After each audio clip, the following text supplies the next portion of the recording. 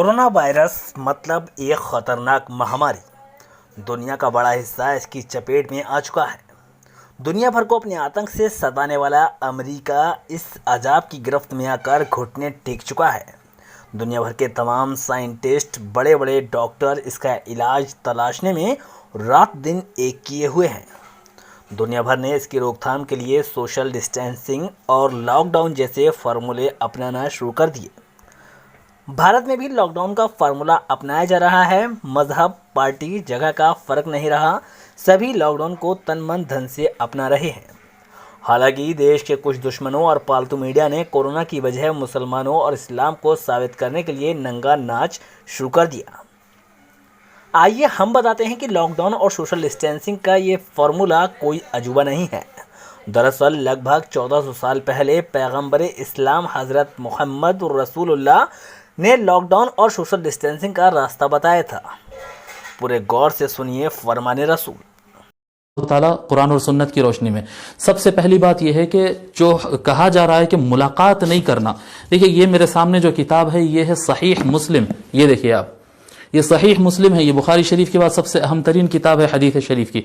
इसमें क्या फरमा रहे हैं कि सकीफ का एक खानदान हुजूर सल्लल्लाहु अलैहि वसल्लम से बैअत करने के लिए आया, यानी शेक हैंड करने के लिए, हाथ मिलाने के लिए, मुलाकात करने के लिए आया। उनमें एक शख्स ऐसा था जिसको बीमारी थी जो कंटेजियस डिजीज थी, वो मतलब मुताद्दी बीमारी थी, टच करने से फैलती थी।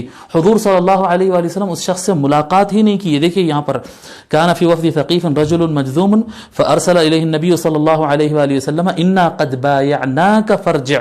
हुजूर सल्लल्लाहु अलैहि वसल्लम फरमाए, हम मुलाकात किए बगैर ही वहीं से फरमा दिए, हमने आपकी बैअत को कबूल कर ली है, आपको बैअत कर ली है, लिहाजा आप पलट जाइए।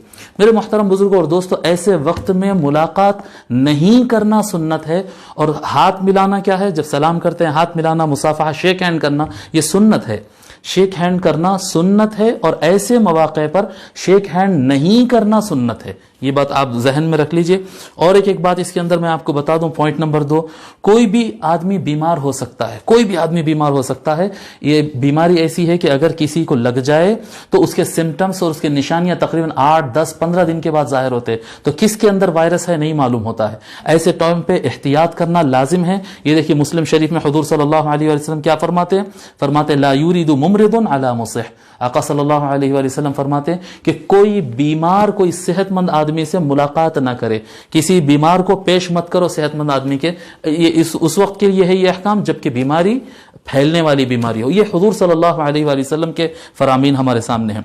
पॉइंट नंबर 3 ये है कि घर से नहीं निकलना।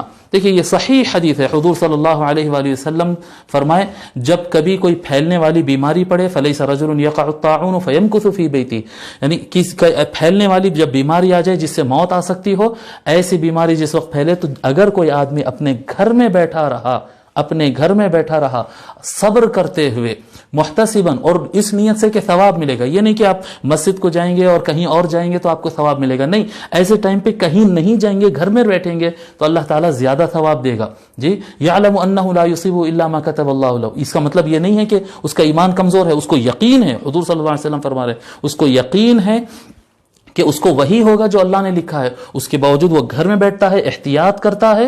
इल्ला कान लहु मिस्लु अजरि शहीदिन, अल्लाह तबारक व तआला उसको शहीद का दर्जा देगा। महज घर पे बैठे, भले उसको बीमारी लगे न लगे, वो एहतियात रहे, वो घर में बैठा रहे, उसको अल्लाह तबारक व तआला एक शहीद का सवाब देता है। पॉइंट नंबर 4, अगर किसी को बीमारी लग जाए, अगर कोई शख्स को बीमारी लग जाए और उसको छींक आ रही हो, नज़ला जा रहा हो, या कोई ऐसे आसार गले में महसूस हो रहे हैं, उसके बावजूद घर में बैठा हुआ, नहीं भाई क्वारंटीन में ले जाके डाल देंगे, आइसोलेशन में ले जाके डाल देंगे, अलग कर देंगे बोल के अगर घर में बैठा हुआ है तो उन बीमारी फैलाने वाला बन जाता है। ये बहुत बड़ा गुनाह है। हुजूर सल्लल्लाहु अलैहि वसल्लम हरगिज इजाजत नहीं दिए कि आदमी बीमार हो और घर में बैठा रहे, नहीं। हुजूर सल्लल्लाहु अलैहि वसल्लम से सहाबा पूछे, या रसूलल्लाह अला नतदावा, या रसूलल्लाह बीमार हुए तो हम इलाज नहीं करके बैठे रहना क्या? काला नाम या इबाद अल्लाह तदावु, हुजूर सल्लल्लाहु अलैहि वसल्लम फरमाए हाँ हाँ बिल्कुल ऐ अल्लाह के बंदो फौरन इलाज किया करो, फौरन दवा लिया करो।